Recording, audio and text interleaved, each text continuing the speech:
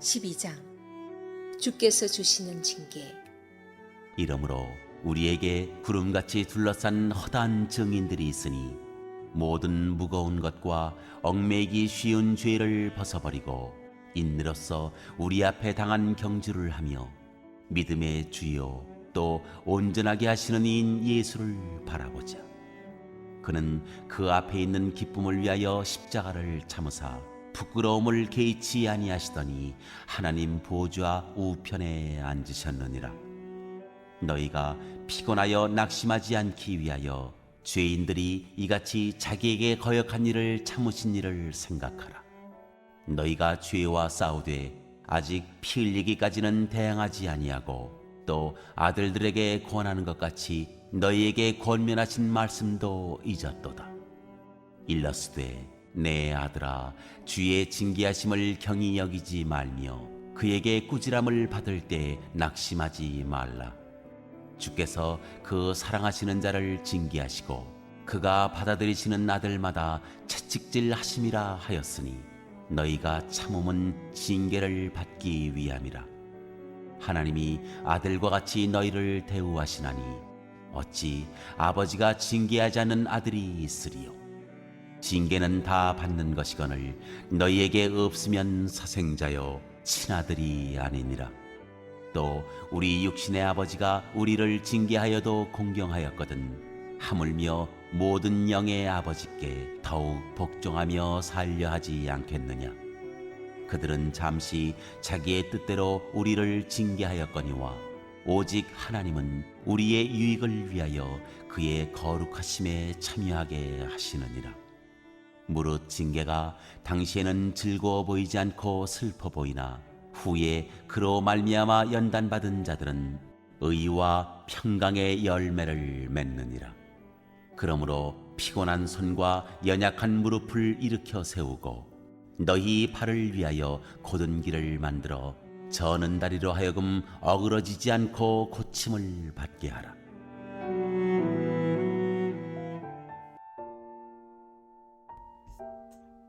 본 12장에서는 11장에서 언급된 믿음의 선배들을 구름같이 둘러싼 허다한 증인이다 라고 표현합니다. 이처럼 많은 믿음의 선배들이 있었듯 당신들도 그러니까 지금 이 믿음의 후배가 되는 우리가 우리도 혼자가 아니라는 것입니다. 믿음의 이 경주가 치열하고 힘들고 어렵지만은 우리에게는 그 믿음의 선배들의 그 발자취가 있다라는 것입니다. 그들의 삶의 그 본을 보며 그 노하우를 익히고 배워요. 먼저 앞서간 그 선배를 보면은 후배에게 큰 도움이 되듯이 우리에겐 구름같이 둘러싼 허다한 증인인 이 믿음의 선배들이 있습니다. 그렇기에 믿음의 주가 되시고 온전케 하시는 그 예수를 바라보자. 2절 믿음의 주요 또 온전케 하시는 이인 예수를 바라보자. 경주하는 선수에게 목표점은 분명해야 되죠. 골 지점을 모른 채 뛰는 선수는 없습니다. 우리가 믿음의 그 경주를 하는 선수인데 이 골 지점이 바로 예수님이라는 것입니다. 그러니 그 예수님을 제대로 올바로 바라보자라는 것이에요. 한가한 경주는 없습니다. 경주는 근본적으로 치열합니다. 사력을 다해야만 하죠. 11장에서 이 믿음의 선배들을 쭉 보여주었죠. 그 선배들은 이 믿음의 경주에서 승리하기 위해서 사력을 다한 사람들입니다. 예수라는 골 지점을 바라보고 치열한 경주를 했던 믿음의 선배들을 우리가 본받으며 나아가자라는 것이에요. 그리고 우리가 혼자가 아니라는 것이죠. 그 경주에 선 우리를 응원하고 격려를 합니다.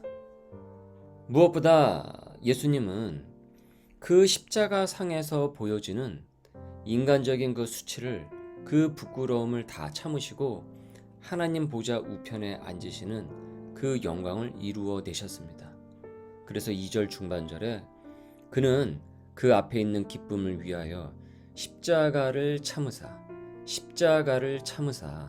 부끄러움을 개의치 아니하시더니 하나님 보좌 우편에 앉으셨느니라. 너희가 피곤하여 낙심하지 않기 위하여 죄인들이 이같이 자기에게 거역한 일을 참으신 바로 그 예수를 생각하라. 죄인들은 예수님을 거역을 했습니다. 예수님은 이런 반항까지도, 그 불순종까지도 참아내셨어요. 이 예수님을 생각해 보라라는 것이죠. 그럼 그 경주가 치열하다고 해서 피곤하고 낙심하는 일이 없을 것이라고 전합니다. 그러니까 우리가 온전히 예수를 바라봐야 된다라는 것이에요. 이어 우리의 이제 허를 찌르는 말씀이 나옵니다. 우리가 믿음의 경주를 하는 사람인데 정말 이 경주를 치열하게 임해봤냐라고 묻고 있는 거예요. 제대로 해봤냐라는 것이죠. 그러니까 경주를 하기는 해요. 그런데 치열하지는 않다는 것이죠. 축구 경기장에 그 축구 선수가 그 경기장에 들어가기는 했어요. 그런데 그 선수가 열심히 뛰지는 않아요. 충분히 열심히 뛰면은 좋은 경기력이 나올 텐데 이 선수가 그렇게 뛰지는 않는 거예요. 축구 경기에서 이런 일들은 많이 일어나죠. 선수가 충분히 뛸 수 있음에도 그 경기를 설렁설렁하게 대하거나 뭐 그렇게까지 하는 것은 아닌데 능히 할 만한 능력이 있음에도 그 이상 자신의 그 최선을 다하려고 하지는 않는다라는 거예요. 4절 너희가 죄와 싸우되 아직 피 흘리기까지는 대항하지 아니하고, 피 흘리기까지는 대항하지 아니하고, 이 최선이라는 표현을 피 흘리는 것으로 지금 비유를 들고 있습니다. 지금 이 히브리서는 죄와 싸우는 그 열망이 치열하지는 않다라는 거예요. 하기는 하는데 이길 만큼은 하지 않는다라는 거죠. 적당하게 한다라는 거죠. 그럼 어떻게 되겠습니까? 그 죄로 인해서 패하게 되겠죠. 마귀와 사단은 사력을 다해서 우리를 무너뜨리려고 죽이려고 하는데 그 경기에 임하는 싸우는 나는 그렇게 하지 않는다고 한다면 당연히 그것은 패할 수밖에 없는 것 아니겠습니까? 그래서 하나님께서는 자녀에게 권면을 하듯, 부모가 자녀에게 권면을 하듯 우리를 이렇게 혼내시기도 합니다. 그리고 혼났다고 해서 낙심하지 말라라고 또 전하고 있어요. 왜냐하면 하나님께서는 사랑하는 자를 징계하시기 때문이라는 겁니다. 그가 그 믿음의 경주에서 지지 않도록, 그래서 죄에 져서, 마귀한테 져서, 사단한테 져서 죽지 않도록, 망하지 않도록 하시기 위함이라는 것입니다. 사랑의 징계라는 것이죠. 이를 잠언서 3장 11절 12절의 말씀을 인용을 해서 지금 이 히브리서는 풀어내고 있어요. 5절서부터 보십시오.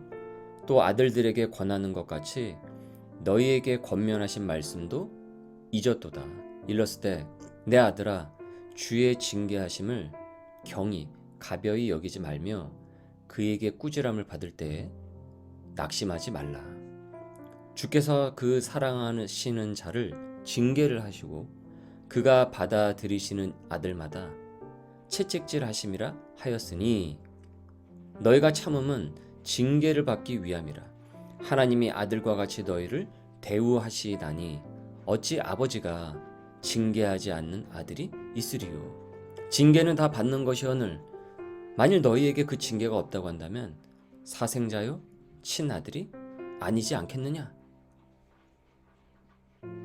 여러분, 지금까지 여러분 사시면서 내가 갖고 싶은 것, 또 성취하고 싶은 것, 그래서 그것을 얻기 위해서 열심히 노력을 하고 최선을 다하고 열정을 쏟아 부어서 그것을 얻었던 그 경험들이 꽤 있으실 것입니다. 그것이 뭐 물질적인 것이든, 그러니까 뭐 회사의 승진이나 사업의 매출, 집을 사기 위한 것, 뭐 자녀의 대학 입시, 아니면 어떤 자기의 그 목표를 이루기 위해 했던 그 어떤 지향점이 됐던 것들, 그런 경험들이 꽤 있으실 거예요.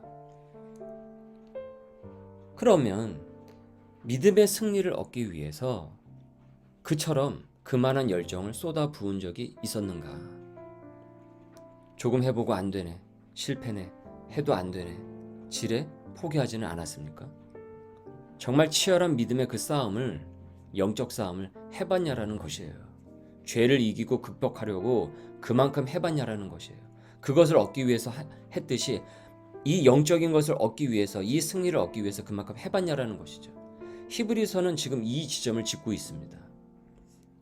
사람들은 앞선 11장의 믿음의 선배들을 보면서 은혜를 받지만 그들이 그 믿음의 승리를 얻기 위해서 얼마나 큰 영적 전쟁을, 치열한 그 경주를 했는지에 대해서는 잘 보질 않아요. 그 승리만 보지, 그 트로피만 보지, 그 승리를 위해서 얼마나 그 치열한 그 과정에 그 열망과 열심이 있었는지는 도외시한다라는 것입니다. 그래서 하나님께서는 경주에 나선 자가 그런 태만에 빠져서 죄에 져서 마귀한테 져서 사단한테 져서 믿음의 실패를 하지 않도록